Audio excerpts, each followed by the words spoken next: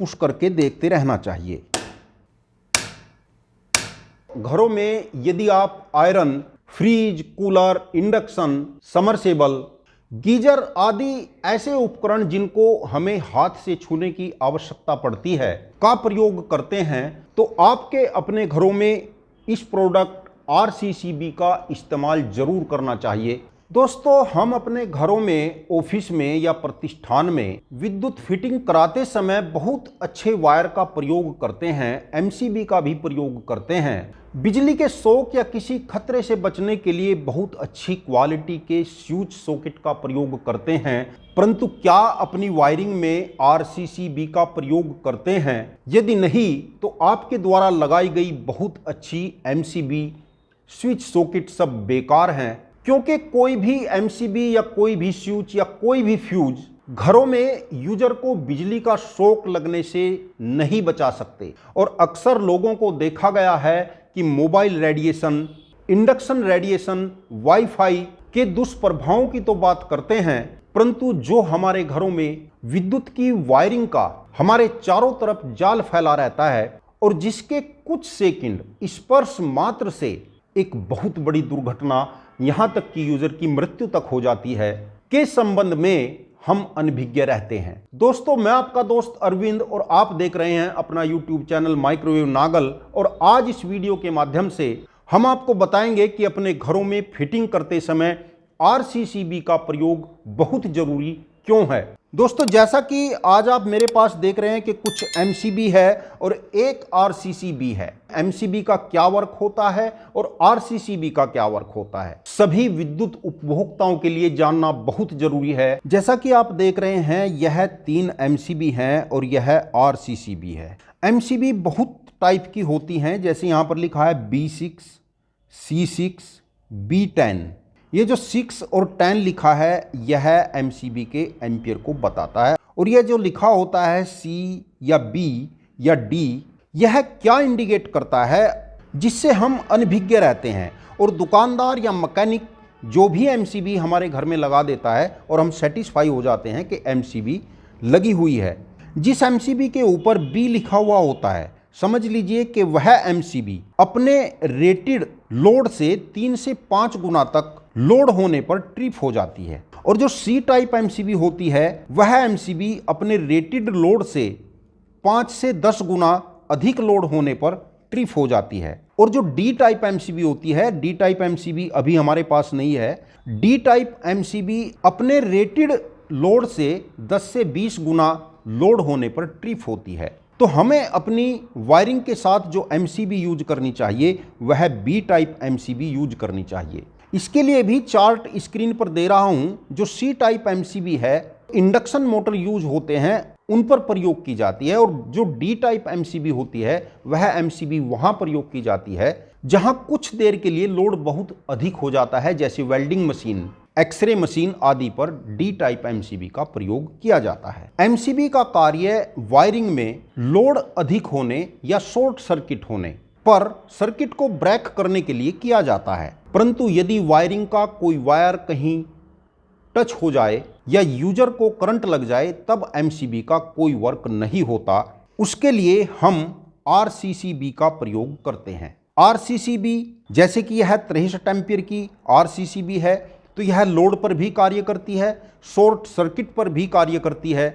और यदि वायरिंग में कोई वायर करंट को लीकेज करने लगे, टच हो जाए, अर्थ हो जाए या यूजर को कहीं कोई वायर टच हो जाए, इन सभी परिस्थितियों में यह ऑटोमेटिक ऑफ होकर के घर की विद्युत सप्लाई को ब्रेक कर देती है और यूजर की जान बच जाती है। और यह कितनी तेजी से वर्क करती है, अभी इसका डेमो टेस्ट भी हम आपको दिखाएंगे।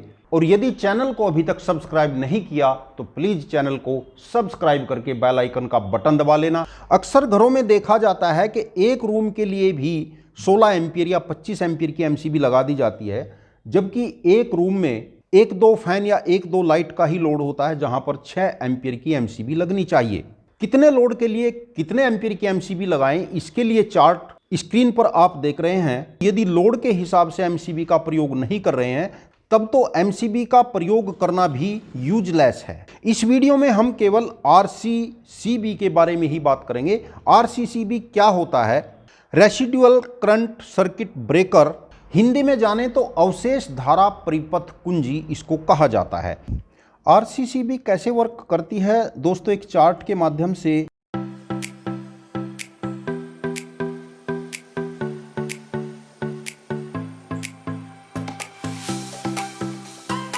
क्योंकि यह एसी सप्लाई है और एसी सप्लाई को हम जानते हैं कि इलेक्ट्रॉन एक बार इस साइड से जाते हैं और इस साइड से वापस आते हैं और अगले ही पल इस साइड से जाते हैं और इस साइड से वापस आते हैं और यह प्रक्रिया 1 सेकंड में 100 बार चलती है, जिसको हम 50 फ्रीक्वेंसी हर्ट्ज की एसी बोलते हैं। तो आरसीसीबी यह सेंस करती है कि एक समय जो धारा इधर से प्रवाहित हुई है, अर्थात कितने इलेक्ट्रॉन इधर से गए हैं और क्या उतने ही इलेक्ट्रॉन वापस आए हैं या नहीं। उदाहरण के लिए मान सकते हैं कि किसी समय मान लीजिए 100 इलेक्ट्रॉन इधर से आए हैं तो 100 ही इलेक्ट्रॉन इधर वापस मिलने चाहिए। तो हमारा आरसीसीबी वर्क करता रहेगा। परंतु यदि आरसीसीबी को लगता है कि नहीं 5 इलेक्ट्रॉन वापस नहीं आए, केवल 95 इलेक्ट्रॉन वापस आए हैं, तो 5 इलेक्ट्रॉन की कमी है, तो यह तुरंत सर्किट को ब्रेक कर देता है और आगे सप्लाई भेजना बंद कर देता है। यह 5 इलेक्ट्रॉन या कोई भी संख्या कम इसलिए आएगी जब भी हमारी फिटिंग में कोई वायर कहीं पर टच हो जाएगा, अर्थ हो जाएगा, तो इलेक्ट्रॉन की कुछ संख्या इधर चली जाएगी, तो यहाँ पर कमी आ जाएगी।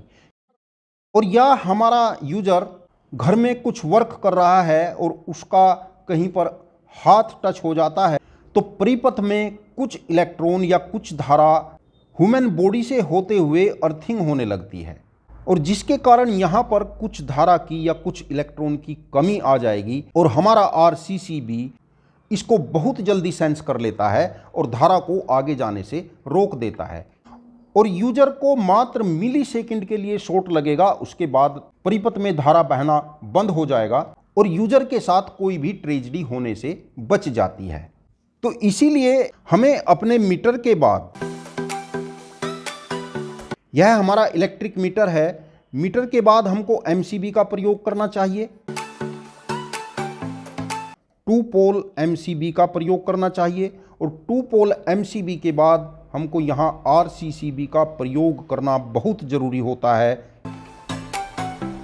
और आरसीसीबी के बाद आप अपनी इलेक्ट्रिसिटी को अपने घर के लिए ले जाएं, आगे जाकर आप एमसीबी लगाएं, स्विच सॉकेट कुछ भी लगाएं, परंतु यह बीच में आरसीसीबी सभी को लगाना बहुत ज़रूरी होता है और आरसीसीबी अपने लोड के हिसाब से लगाएं। यदि आपके घर का लोड 5 किलोवाट है तो आपको 25 एम्पियर की आरसीसीबी लगानी चाहिए और यदि आपका लोड 10 किलोवाट है तो आपको 63 एम्पियर की आरसीसीबी लगानी चाहिए।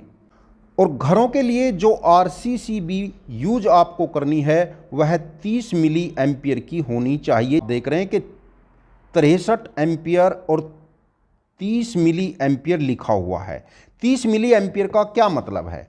जैसे कि आपने यहाँ समझा कि जैसे थोड़ा ही करंट लीकेज हुआ तो यह ब्रेक हो जाती है, तो जो 30 मिली एम्पियर की आरसीसीबी होगी कि धारा प्रवाह में जब भी 30 मिली एम्पियर की कमी आएगी तभी यह ब्रेक हो जाएगी। इसके बाद आती है 100 मिली एम्पियर की आरसीसीबी। 100 मिली एम्पियर का मतलब है कि जब भी धारा प्रवाह में 100 मिली एम्पियर की कमी आएगी तब आरसीसीबी ब्रेक होगी। उसके बाद आती है 300 मिली एम्पियर की आरसीसीबी।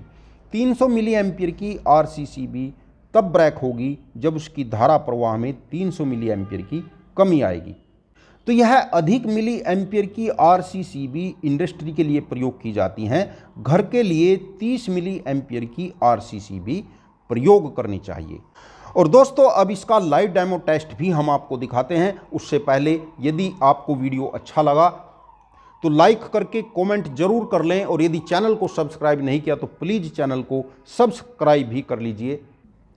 इस आरसीसीबी में यहाँ पर यदि दिखाई दे रहा होगा तो N लिखा हुआ है और यहाँ पर भी यदि दिखाई दे रहा हो तो N लिखा हुआ है। यदि किसी आरसीसीबी में N लिखा हुआ ना हो तो इस बात का ध्यान रखें कि जहाँ पर इसका यह स्विच नोब होता है तो स्विच नोब के दोनों तरफ न्यूट्रल होता है। किसी किसी आरसीसीबी में स्विच नोब इस साइड में रहेगा तो उस RCCB में न्यूट्रल उसी साइड में रहेगा। कनेक्शन करते समय ध्यान रहे कि न्यूट्रल में न्यूट्रल ही कनेक्ट करें और दूसरे में फेस कनेक्ट करें। यह न्यूट्रल और फेस दोनों को ब्रेक करता है।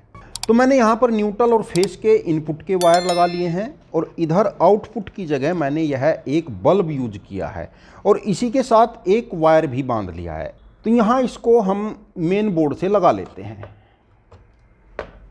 इसी में एक दूसरा पुश बटन भी आप देख रहे हैं। यह पुश बटन टेस्टिंग के लिए होता है। महीने में एक बार या 2 बार जब भी आपको समय लगे तो आप अपनी RCCB के रेस्पॉन्स को चेक करने के लिए इस बटन को एक बार पुश करके देखें। बीच बीच में कभी भी इसको पुश करके देखते रहना चाहिए। इससे हमको पता चल जाता है कि क्या हमारी RCCB प्रॉपर वर्क में है या नहीं है। यह एक पीले रंग का वायर जो आप मेरे हाथ में देख रहे हैं, यह हमने अर्थिंग के लिए लोहे की रेलिंग से टच करा दिया है। और यह जो RCCB का वायर है, इस पर मैंने एक रेजिस्टेंस भी लगाई है। और यह रेजिस्टेंस इसलिए लगाई है कि यह देखना है कि क्या इतने कम करंट फ्लो से भी यह ब्रेक हो जाएगी। तो मैं यहाँ इसको टच करा कर देखूंगा और यह देखिए दोस्तों, मात्र 1 क्वार्टर वाट की रेजिस्टेंस से होने वाले करंट लीकेज के कारण ही यह लोड को ब्रेक कर देती है। और अब यह जो मेरे हाथ में अर्थिंग वायर है, इसको टच करा के देखता हूं। ये देखिए दोस्तों, देखिए कितने तेजी से वर्क करती है। व्यक्ति को शॉक लगने से तो बचाती ही है, साथ ही साथ हमें यह भी सूचना देती है कि क्या हमारी वायरिंग में करंट कहीं लीकेज तो नहीं है। क्योंकि वायरिंग में यदि किसी बोर्ड में या फैन बॉक्स में या किसी भी कारण से करंट लीकेज होता रहता है तो हमारा बिजली का बिल बढ़ता रहता है, जिससे उस फॉल्ट को दूर करके हम किसी भी प्रकार के पावर लॉस से बच जाते हैं। 1500 से 2500 रुपए के बीच सभी कंपनियों की मार्केट में अवेलेबल हो जाती हैं। यह RCCB जो आप देख रहे हैं, यह L&T कंपनी की है। आप हेवल्स की ले सकते हैं। और भी अच्छी कंपनियां हैं जिनका लिंक मैं डिस्क्रिप्शन में दे रहा हूं।